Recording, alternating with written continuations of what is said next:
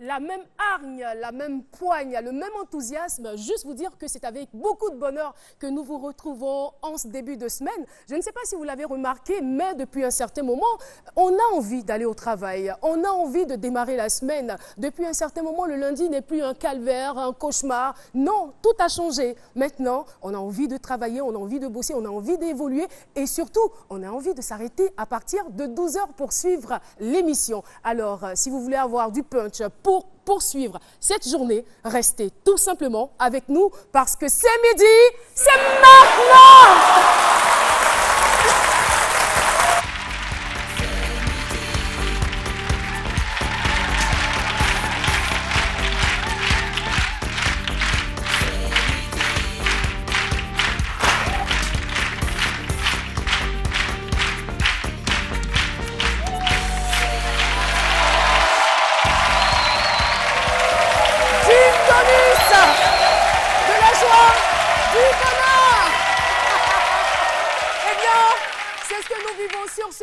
Et mesdames et messieurs, je voudrais d'entrée de jeu vous présenter ce charmant public qui est avec nous. Eh bien, eux, il faudra les appeler les étudiants de Adoua Centrale Électronique ou si vous le voulez tout simplement, ACE qui sont avec nous.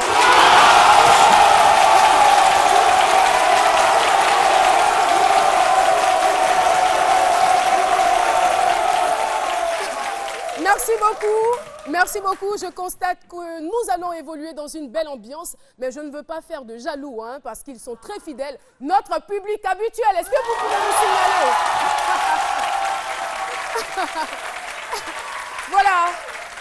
Voilà. Et aujourd'hui, je me retrouve avec celui que j'ai l'habitude d'appeler mon chouchou. Voilà, ça c'est en coulisses, hein. Voilà. Jean-Michel Ona est avec nous. Comment tu vas? Ça va trop bien, ma très belle Caroline. Le week-end? Ouais, le week-end ça a été super. Surtout que ce week-end-là, on l'a partagé ensemble en compagnie de Nessie qui a fêté son anniversaire. Heureusement que tu as rajouté Nessie. Du coup, ça nous donne l'envie de souhaiter aussi beaucoup de bonheur encore une fois à Nessie et à tous ceux qui ont eu récemment ou auront cette semaine un an de plus. Très bon midi en notre compagnie. Merci beaucoup Jean-Michel. Et moi, je vais te dire que j'adore ton style. Oh, merci, c'est gentil. Qu'est-ce qui se passe? Il y a quoi? Hein? Vous avez peur? Parce que vous n'entendez pas l'appel de la prière? L'islam, c'est le partage.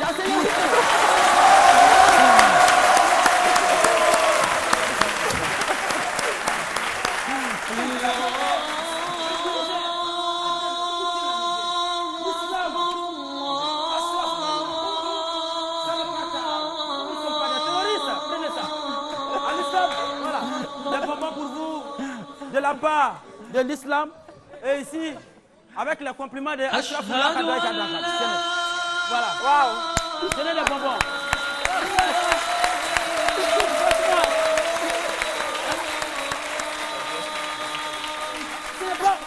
Ce n'est pas parce qu'on est en boubou que vous allez penser qu'on est venu pour vous terroriser. Hein? Moi je m'appelle Youssef Shafun Khadou Konefilo. C'est même écrit dans le Coran. Qu'est-ce que ça veut dire?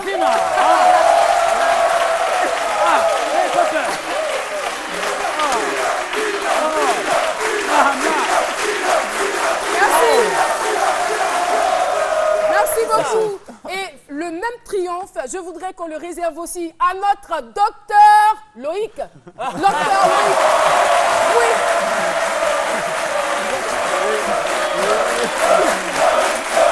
Merci.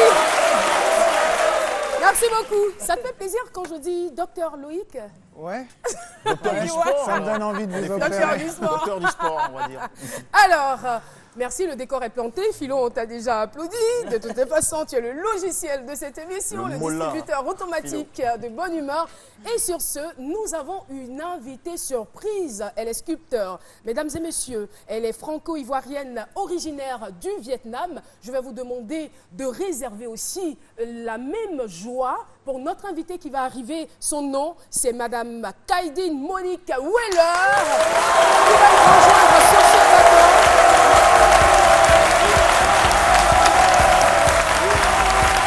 Oui.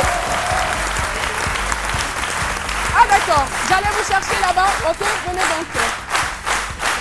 Bonjour et bienvenue sur notre plateau. Venez là. là, installez-vous.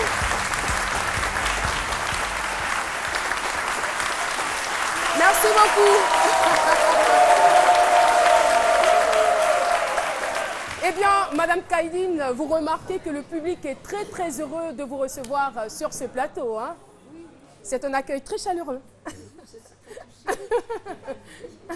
Alors, on va tout de suite parler de ce que vous savez faire. Alors, quand on pense à la cathédrale, on va dire le symbole des mains au niveau de la cathédrale, c'est vous, hein? C'est moi. C'est vous. C'est moi. D'ailleurs, la sculpture s'appelle... Le micro, s'il vous plaît. Essayez de le rapprocher. La sculpture s'appelle l'offrande. L'offrande? Oui, ça a été ma première œuvre. Et les œuvres, vous en avez plusieurs, à ce que je sache. Oui, oui, beaucoup. On peut en citer quelques-unes. En fait, des monumentales, des œuvres monumentales. J'en ai une autre à l'Académie de la mer qui s'appelle la proue, comme une proue de navire, bien entendu, qui fait 4 mètres de hauteur.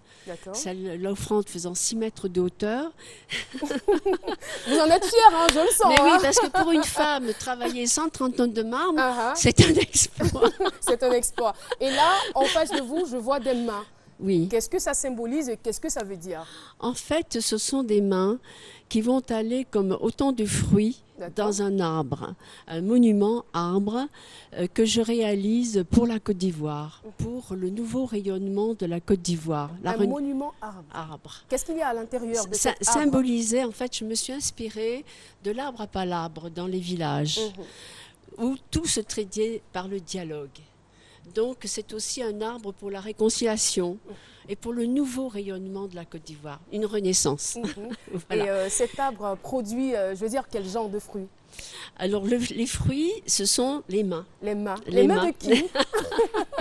Voilà, alors j'ai initié ce projet en 2013 avec M. Bert Kanders, qui était le représentant des Nations Unies à l'époque et qui est un homme de paix. Et nous cherchions le moyen de créer quelque chose qui rassemblerait les Ivoiriens. En fait, c'est un arbre mémorial pour la mémoire des gens qui ont vraiment œuvré ivoiriens, qui ont travaillé pour le rayonnement de la Côte d'Ivoire et qui continuent. On peut citer quelques noms rapidement? Alors, il y a eu le professeur Akiassi. J'ai eu la chance de prendre sa main avant qu'il ne nous quitte. Il y a eu Brûlis Boisbré, le peintre Brûlis Boisbré, qui avait atteint un grand âge aussi. Et puis, je vais citer quand même un grand ami qui m'est très cher et qui a disparu pendant les événements en 2010, M. Yves Lamblin, président de la CIFCA. Et il n'y a pas que les personnes qui ne sont plus alors dans justement, ce monde, parce que je sais que sur cet arbre, il y a aussi Didier Drogba. Il y a Didier Drogba, dont vous voyez la main ici. Voilà, j'étais allée prendre... Ah, ça, c'est la main de Didier Drogba. Voilà, la main de Didier Drogba. Public, vous avez la main de Didier. Eh bien, si l'on n'a pas Didier Drogba dans ce studio, on a sa main dans le studio. C'est formidable. Et il avait fait ce geste, justement. Il faut tous aller à la réconciliation. D'accord. Alors, on reviendra par ici et on va choisir rapidement quelqu'un dans le public pour que vous puissiez, moi j'aurais voulu, je vais dire volontiers, donner ma main, mais malheureusement, je suis très occupée de l'autre côté. On va choisir quelqu'un, une dame, pourquoi pas. Vous avez un joli sourire, vous pouvez venir. Venez.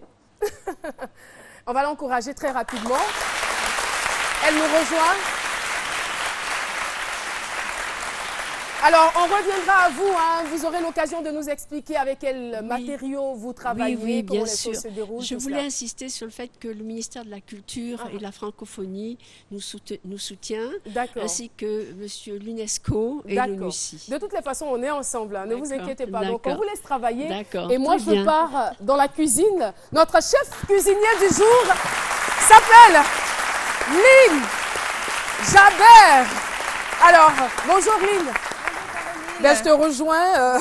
Il paraît que tu as un cordon violet, enfin, que dis-je, un cordon bleu. Rose, pourquoi pas? Justement, pourquoi pas. Alors, qu'est-ce que tu nous proposes aujourd'hui? Aujourd'hui, je propose à tous ceux qui sont là aujourd'hui de l'hachis parmentier. De l'hachis parmentier? Oui, hachis parmentier. Ah ah! Peut-on savoir les origines de cette cuisine, de ce mets? C'est une recette française.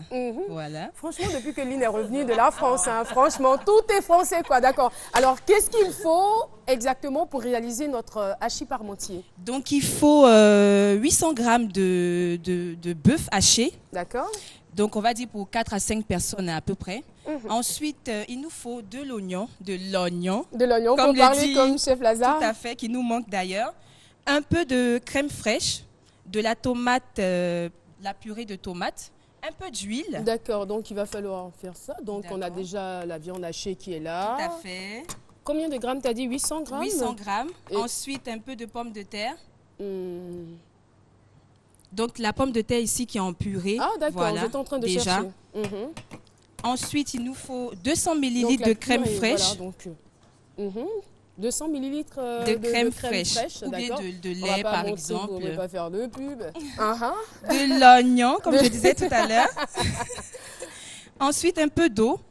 Un cube d'assaisonnement qui est là. Laurier pour assaisonner.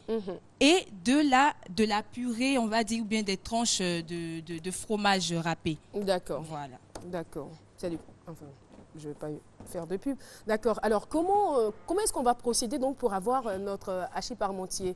Qu'est-ce qu'on met dans la casserole? À quel moment? Tout à fait. Donc, il y a 2 étapes. La première étape, en fait, il faut rendre la pomme de terre en purée. D'accord. Déjà, on a des flocons, déjà fait. Voilà. Ensuite, il faut mettre la viande hachée au feu qu'on va assaisonner avec un peu de cube d'assaisonnement, un peu de laurier, un peu d'eau, on met à bouillir. Ensuite, dès que la viande hachée est prête, on prend un plateau dans lequel on met une couche de purée de pommes de terre, par-dessus une couche de viande assaisonnée, ensuite un peu de fromage râpé, et au fur et à mesure, comme ça, on procède par couche. Jusqu'à la fin, on met ça au four à température de 180 degrés à peu près en fonction de chaque personne. Il faut laisser bien mijoter, bien cuire jusqu'à la cuisson définitive. Et la cuisson définitive, on peut l'obtenir, on va dire, en combien de temps? Le temps qui nous est imparti ici. Donc, à peu près, si mes calculs sont bons, 30 à 45 minutes 45 minutes, c'est bon. Merci beaucoup, Chef Lynn. Merci, Caroline. Chef Lynn Javert. Oui, Philo, tu as une question pour elle? C'est pas trop 45 minutes là. Je pense que 45 minutes, c'est trop. Tout réside dans le réglage. Il faut essayer de régler. Voilà, il faut bien monter feu là. Moins 15 minutes, c'est bon. Voilà. Alors, mesdames et messieurs, eh bien, vous suivez ce midi. Merci donc de rester avec nous.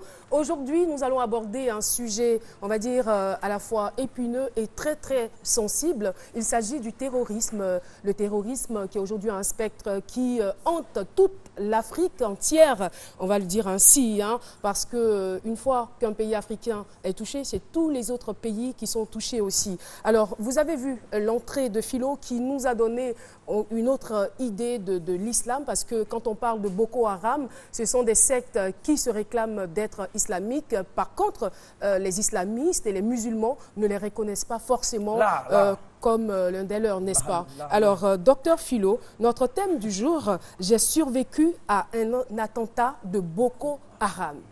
On va te laisser, on n'a pas peur, on va te laisser déchiffrer donc ce thème et on te retrouve dans quelques instants. Avec sagesse. Inch'Allah. Tout à fait, avec sagesse. Voilà. Non, il faut en parler, docteur. Merci. Il faut en parler, hein. Il faut toucher du doigt ce problème de Boko Haram. Mais il faut partir de l'historique même de Boko Haram. Comment ça a été créé? Qui a créé Boko Haram? Oui, ça a été créé en 2002 par Youssef Khalil Ashraf Dakan. Non, tu n'es pas obligé d'ajouter. Voilà, on sait que c'est voilà. En 2002. Mais à l'époque, il était seul. On l'appelait Solo Haram. Vous savez, quand vous voyez même en arabe, même Haram veut dire quelque chose qui n'est pas bon. Qui n'est pas bon, on dit Haram. Mais quand tu mets ton totem, on dit là, arrête, stop, Haram. Ça, c'est le totem. Ça veut dire quelque chose qui n'est pas bon. L'interdit, en fait. Voilà, l'interdit. Donc, il était seul, on l'appelait Solo Haram. Quand il a commencé à développer sa chose un peu, quand les gens sont venus, beaucoup ont dit Boko Haram. Voilà. Boko Haram. Voilà. Et Boko Haram, bon, comme vous l'avez dit, c'est des gens, eux, ils ont les règles là-bas. C'est ça qui font peur. Tu vois, ils font peur même. Charia, Zaroukourma, les lois même là, quand tu entends le nom même là, tu as peur même d'y aller. Maintenant, eux, le problème, c'est qu'ils les petites filles, elles veulent prendre. Ils veulent prendre, ils veulent fractionner comme ça, ils prennent 200 petites filles, ils envoient ça, ils sont les mariés de force. Donc, quand on prendre les jeunes garçons aussi, souvent, nous, on en a besoin aussi de eux. Phil aussi, tu les invites, ils vont venir. Hein. Attention, il ne faut pas les inviter. Non, je les invite pas, mais parfois, quand on a envie, on va tourner un peu dans les rayons là-bas aussi. Moi, j'entends pas ce que tu dis, en fait. C'est mieux ainsi. Mais selon les informations de sources non concordantes, même au Nigeria, quand ils ont enlevé les filles là, souvent il y a des filles qui se marient jusqu'à un gagnent pas. Donc souvent ils partent traîner dans les rayons là-bas. Dans les trônes, quand ils attendent, elles viennent même, elles se font enlever même. Non, ça c'est les informations de sources non concordantes. Okay. Mais bref, je vais m'arrêter là. Merci. Parfois, mais c'était en anglais. With you, I'm not Ghanaian marrying, going to marry you from here chez vous là-bas. Donc parfois, ils appellent la voilà, c'est ça. Voilà.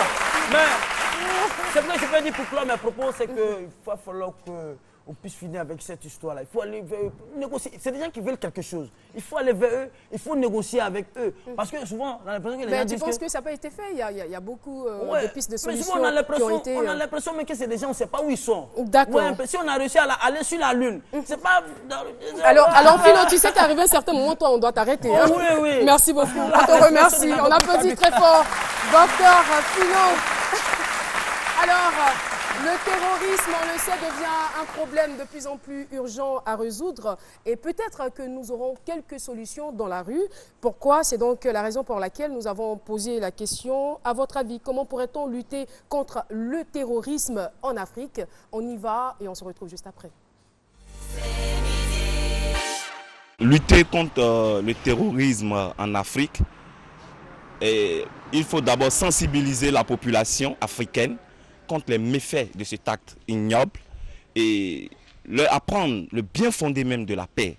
Parce que la paix même est le gage du développement durable et de l'union, de la cohésion sociale entre les peuples africains.